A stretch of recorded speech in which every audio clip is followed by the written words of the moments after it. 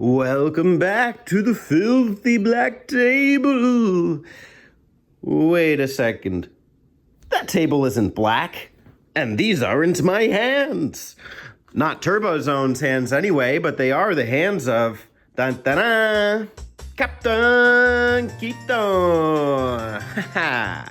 That's right, ladies and gentlemen. I am Captain Keaton, and I have been invited here to Turbozone for a little bit of a filthy black table takeover. So I will be taking over the table in order to show off my Zelda collection. For those of you who don't know, over on my YouTube channel, Captain Keaton, I do Zelda videos, all types of Zelda videos. Mostly interviews with fans of the franchise, but I'm open to also interviewing non-fans of the franchise. And I've been doing my little retrospective videos. Recently, I had Alex of Turbozone on for Zelda 2 to speak about his experience with the black sheep of the black table, which sadly I don't have to show today, but it's what it is. He will be back soon for a Link to the Past as well, so check those out. And for those of you who don't know, the table is a space to talk anything video games. Alex has a bunch of great ones so far. I happen to really like that Sega console versus question. Whoever came up with that's a pretty swell guy. But without further ado, let's get into the collection. I want to start with the, how do I say, most recently published games in my collection, and those are, of course, on the Nintendo Switch. I have Skyward Sword and Breath of the Wild.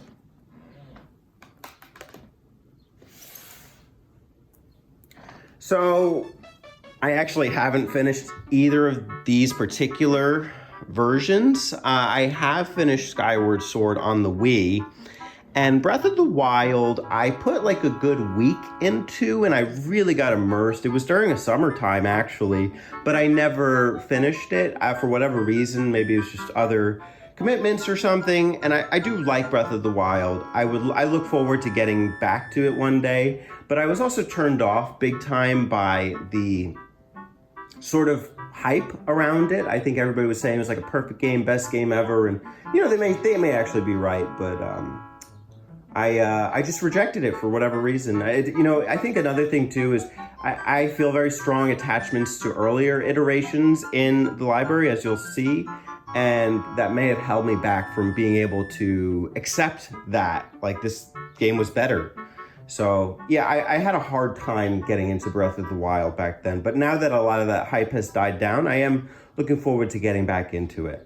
As for Skyward Sword HD, I did finish the Wii version. I played that game when that was like the black sheep, when people were talking bad about that, not on initial release, but years later. And I knew something, like they had to be wrong, and they were. It was actually a really good game. Granted, it did have its issues, but it definitely wasn't like unplayable or anything. I really loved the aesthetic, the music, the visuals, the style. I don't know if it's as great as a lot of other Zelda games, but it is a great game, and I do want to replay the Switch version one day. Next up, we have the Wii U. Hyrule Warriors. I guess Breath of the Wild is also on Wii U. Is there any other Wii U Zelda title? I can't think of any, but I have this one, and I believe this was a gift. Yes, from a handsome fellow. Who's bearded. No association with Turbozone, though. But this Hyrule Warriors game is quite swell. I finished the 3DS version back in the day. Let me put this down. And I enjoyed it for what it was, except I'm just not a big Musou player. It's not really my style of game, and I guess for Zelda games too, I just, I didn't really have the association. And I did play a bit of this Wii U version.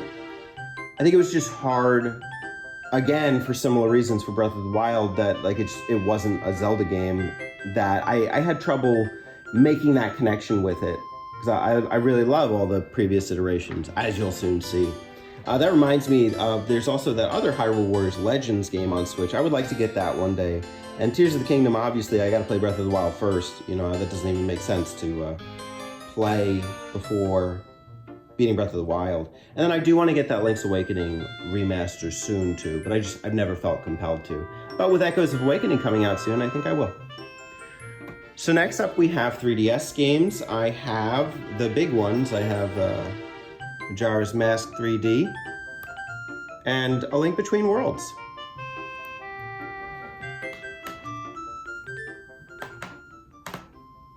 I also have Ocarina of Time HD, but it's digital, so I can't really show that. And I really dig the 3DS games, although admittedly with these two, I've only played them once, maybe because I have Ocarina of Time digitally. I played it like 3 times back to back, and I've had a great time with it. But I do hold Ocarina of Time in a pretty high regard.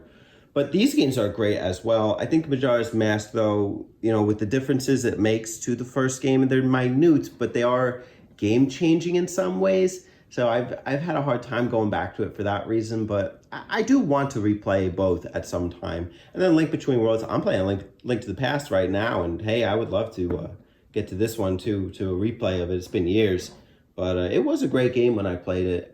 I think I didn't really go all in on it on the way I have for other Zelda games. Let me push these down.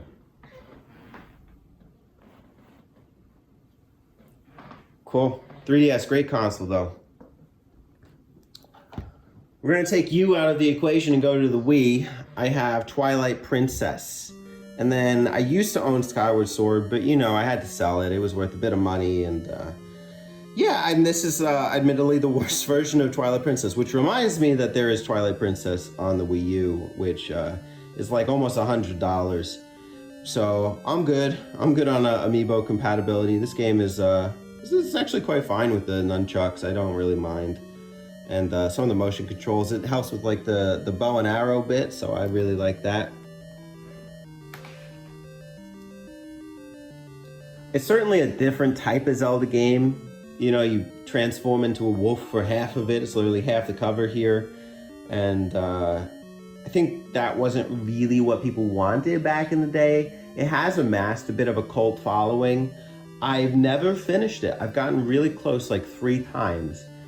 But for whatever reason, I maybe just got bored or something, and I just didn't do it. So I'm working my way up to it, but Twilight Princess, man.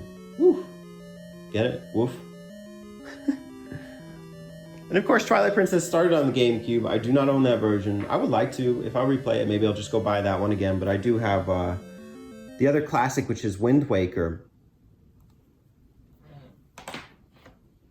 Which reminds me that Wind Waker is also on the Wii U. There's so much Zelda everywhere. And then, of course, there are those collections, the Master Sword. What the hell is that game called? Anniversary Collection? Master Sword Collection? I don't know. There's the Master Quest game as well. And then there's that, like, quadruple compilation game. But I will talk about Wind Waker for a second. Yeah, I've always loved this game. I don't know, like, I know that like people hate it on graphics. People are graphic snobs, and they are still graphic snobs. You know, if you look in the wrong places, you're gonna find that perspective. But everybody who knew their head from their foot could tell that this was a great game. Being able to sail the open blue, the cartoon aesthetics. I think just some of the cinematics in the game are really beautiful. It's really a great game. I would love to own the Wii U version one day, and I would love for them to remaster it for Switch. Or port it or whatever. It's a great game. And that, of course, brings us to the Nintendo 64, where I own one box version of Ocarina of Time. It's the Japanese version. I would like to get the Majora's Mask one sometime. But in the meantime, I do have it as cartridge only. And I have the American Ocarina of Time. And I have this homebrew, Dawn and Dusk. So let's talk about each. This is like one of my first games I ever played. So I've always loved this.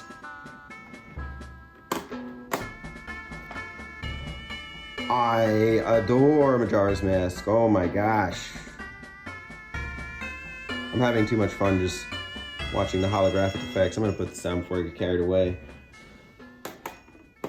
But that game has so much meaning behind all the sub-stories, and, you know, playing it at a young and impressionable age just teaches you about, like, human emotion. You know, one of the worst takes I ever saw on that game was that, like, oh, I wouldn't play that as a child because it's so dark and I'm sure it would traumatize you. You know, I think that just kind of misses the point of, like, all the narratives and narrative significance behind it. It's a great display of, like, the human struggle, and I think being exposed to that at a young age is a really good thing. And as far as this homebrew cart, I played a decent bit of it. It just got really challenging at one point. This is like combat and, yeah, combat first almost. And like some weird adventure puzzles, but like almost no story, kind of reuses assets to do it. It's a really cool game though. So if I ever do a homebrew episode, maybe this will get talked about. And that's the physical Zelda video game collection. I'm gonna show you Surprise in a little bit, but for now, let's just talk about what's kind of missing here. Everything pre-64 I have never owned. So I have never owned Zelda 1, 2, or Link to the Past physically. I've played them, I've had ways to play them, but I didn't own an NES until recently, and I have a way to play SNES carts, but you know, I've never owned Link to the Past, and I would like to someday. On the 64, I have every Zelda game here, and then some, apparently. Even 4 language versions, which I don't know if I've ever finished that version. I would like to someday. Maybe for a live stream or something, I'll stream the Japanese version, I don't know. But yeah, I'm pretty content with the 64 collection. The GameCube, I don't know that I need to own either of those collections, but I would like to get Twilight Princess again. Simply because I really think it is the best way to play that game. Like, the Wii one is good, and the Wii U one is also good, but man, like, if I was to pick another way to get it, it would be on the GameCube. I don't know that I need to get Skyward Sword again on the Wii. I will just play the Switch version anytime I ever want to play it again, so that's fine. I don't feel the need to get Ocarina of Time physically, simply because, you know, I've transferred that game over multiple 3DSs, and I don't anticipate it disappearing anytime soon. And if it did, I've played it enough times. I don't really mind. And then there are a couple other 3DS oddballs. There's like Triforce Heroes. I actually do want to play that someday. And then Hyrule Warriors Legends. I would not get that version. I would probably just buy the Switch version. Not Legends, the Hyrule Warriors for 3DS or whatever.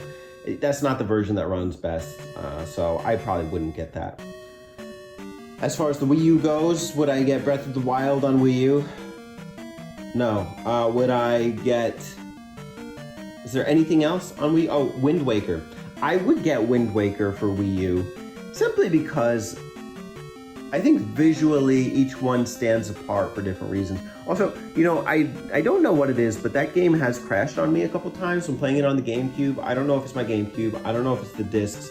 That was actually a problem I had with the Anniversary Collection. I'm going to keep calling it that. I don't even know if that's what it's called. But the Majora's Mask game crashed on me a couple times, like at the same spot. I lost all progress. It was very bizarre.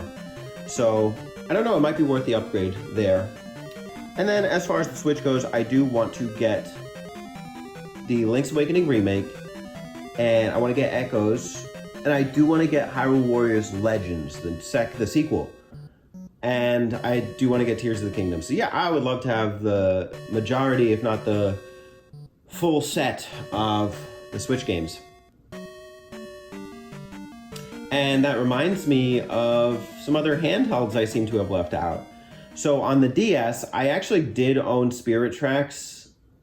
I had gotten it like from somebody who was like selling alongside a Dragon Quest game, and he wanted $10 for it. That was like 15 years ago, and I sold it because it's Spirit Tracks. And Phantom Hourglass I never owned, but I do have ways to play both of them. I have this like DS cartridge that lets you play them. So yeah, I don't feel the need to buy either of those.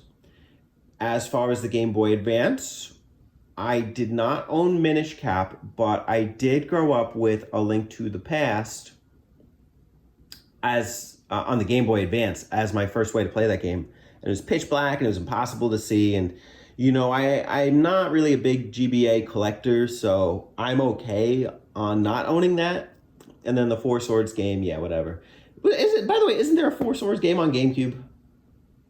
Zelda is just, man, there's so much of it. And Minish Cap, I don't know. I played it. I don't really feel the need to get it. It's a fine game, but I think I'll appreciate it the next time I play it. As far as the Game Boy and Game Boy Color, I have owned cartridges for Link's Awakening DX, I want to say, or maybe the original, because I remember playing it monochromatic. And then I also remember owning both of the Oracle games and playing them through. I actually played them back to back, and I played some of the second and third quests. They're very unique. I really love Capcom's take on that concept of a second quest. It adds narrative elements, which you really don't see in the second games of any of these Zelda games. So that was really ambitious. To me, that's kind of their magnum opus. I know Minish Cap gets a lot of praise, but I love the Oracle games. Link's Awakening was really cool for its time. It's very cool as a spin-off. And yeah, that's my physical and memorial Zelda collection, my memories of a lot of these Zelda games. So that's all the games. Now I'm going to show you some other Zelda stuff that I have in my collection. Let's clear the table first. So I'm not going to show toys, but I'm going to show books. I have a lot of Zelda memorabilia, and what kind of Zelda fan would I be if I didn't have the Hyrule Historia?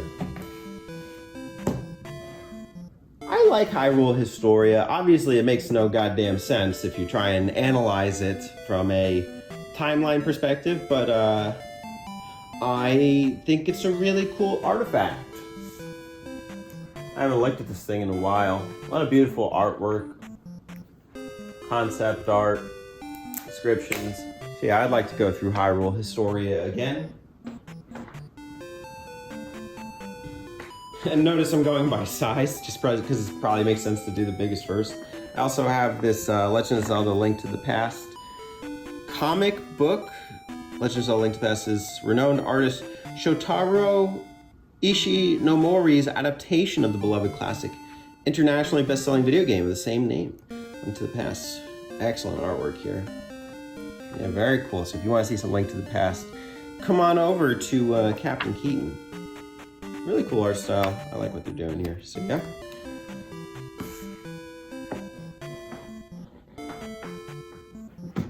Next, we got the guidebook for NES Zelda. This helped me to beat the game. It is the Ultimate Guide by Black NES Guy. And it's pretty affordable, actually. It's a decent way to replay the game. It has a lot of screenshots of what you need to see. I'm sorry, I'm not even looking at the camera. I'm looking at the book. I'm more excited about the items than maybe y'all are, I don't know. But it gives you descriptions, everything's in depth. I found this very straightforward, and for a game as cryptic as the first game, this is a good tag-along item. And then I'll show all three of these off at once. These are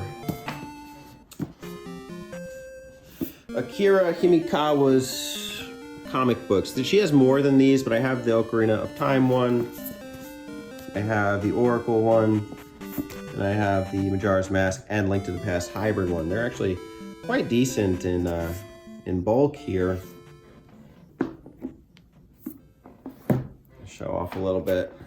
So her art style is a little more anime, and you know, they do give Link the voice, which whatever, you know, as they should. It probably makes more sense than seeing him be kind of mute through the comic book.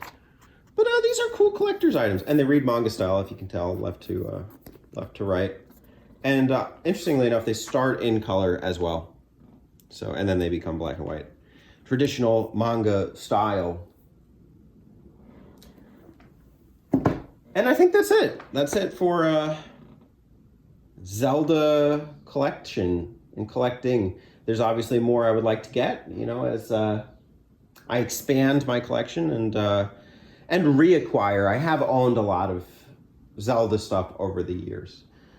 But thank you so much. Subscribe to Alex, Turbo Zone. Subscribe to me, Captain Keaton, and have yourselves a great day filled with lots of Triforce and love.